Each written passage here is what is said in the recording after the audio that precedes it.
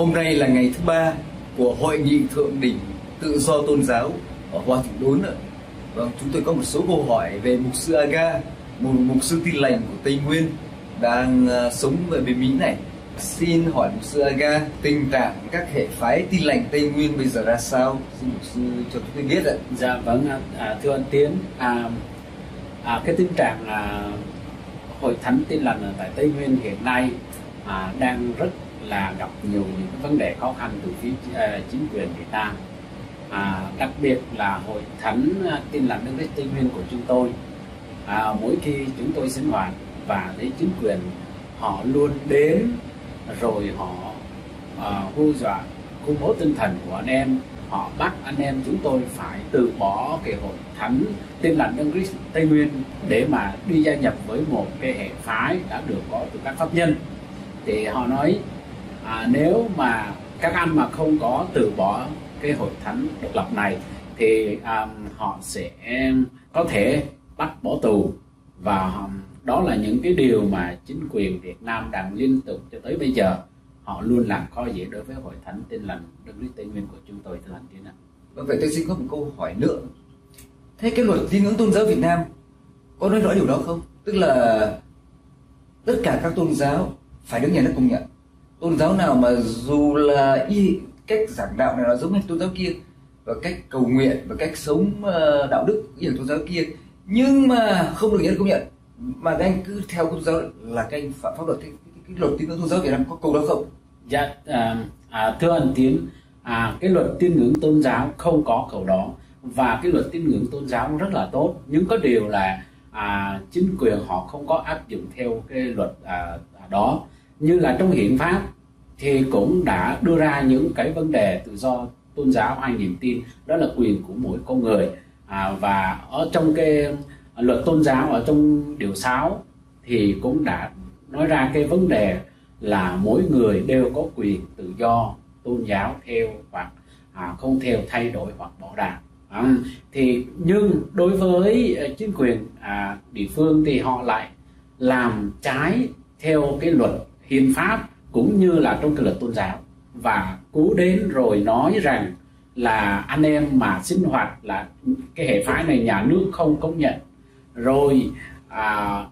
thế là họ lại phải nói là cái hệ phái này là phản động, rồi đủ mọi vấn đề họ ganh ghét. Đó là cái sự hiểu lầm của một số chính quyền mà thôi, nhưng mà rõ ràng chúng tôi chỉ là những người theo đạo để mà cứu rỗi về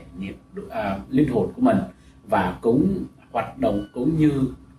các cái hệ phái khác thôi, cũng là giảng dạy về lời của Chúa,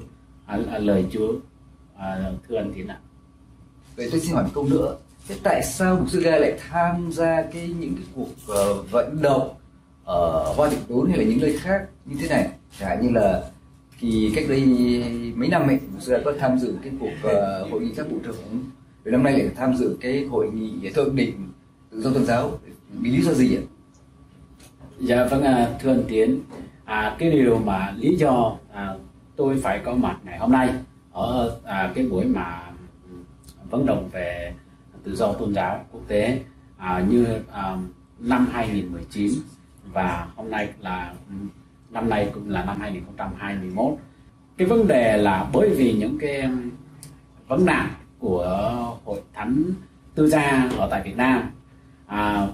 chính quyền họ luôn bắt bớ, sách nhiễu, tra tấn vì cớ họ theo đạo Tin Lành mà không có được nhà nước công nhận. Đấy, chính vì thế thì tôi rất là vinh dự mà được đến đây nói lên những cái tiếng nói của mình để vận động quốc tế,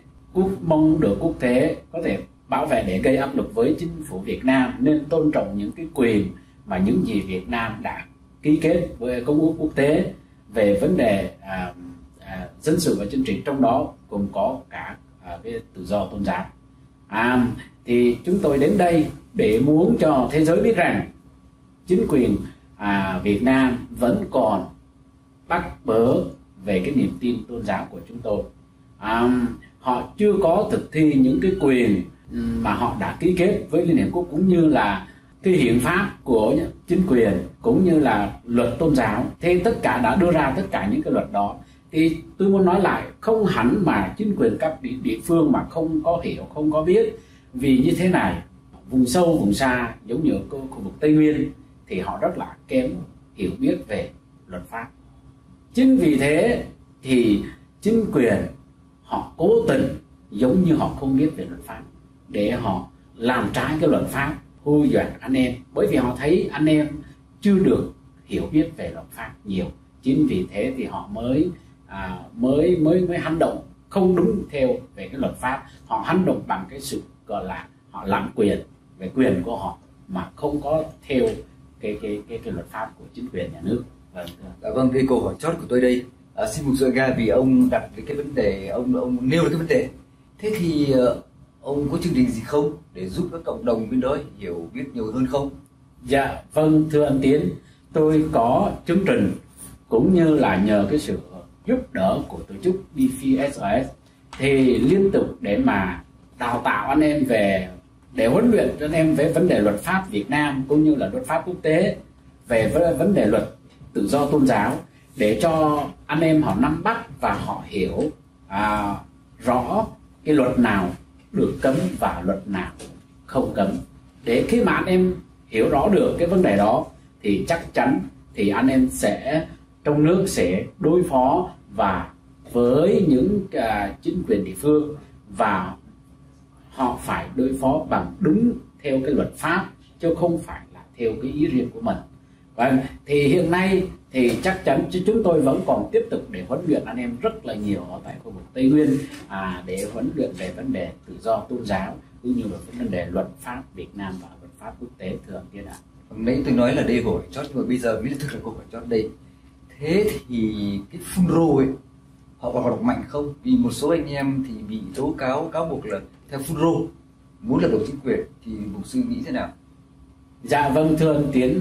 thì cái vấn đề mà anh vừa nói là về vấn đề FUNRO thì đó là chính quyền địa phương Việt Nam họ luôn luôn ganh ghét là chúng tôi là cái tổ chức FUNRO, và họ nói là Hội Thánh Tin Lành Đấng Christ của chúng tôi là phản động tổ chức FUNRO ở bên nước ngoài. Sự thật đó là những cái sự là hiểu lầm của chính quyền. Nói thật về FUNRO thì không còn tồn tại nữa, và FUNRO không còn như ngày không còn nữa hiện tại ở tại Việt Nam cũng như ở đây. Thì đó là một cái sự hiểu lầm vu khống của chính quyền mà thôi, chứ chúng tôi thực tế không có biết gì về vấn đề là tổ chức FUNRO như thế nào. Chúng tôi chỉ biết là tin Chúa và sinh hoạt, học Kinh Thánh, chia sẻ lời Chúa, giảng dạy lời Chúa, thăm viếng anh em ở xa gần trong cái giáo phái đó thôi. Đó là cái mục đích của chúng tôi, chứ không có ý gì ngoài lời của Chúa cả, thưa anh Tiến. Tôi xin em. Tôi xin cảm ơn tất cả. Vâng, xin cảm ơn mục sư Aga đã tham dự cái cuộc hội nghị thượng đỉnh về tự do tôn giáo này, và mong rằng mỗi năm mục sư Aga sẽ đại diện cho cộng đồng Tây Nguyên để tham gia. Và xin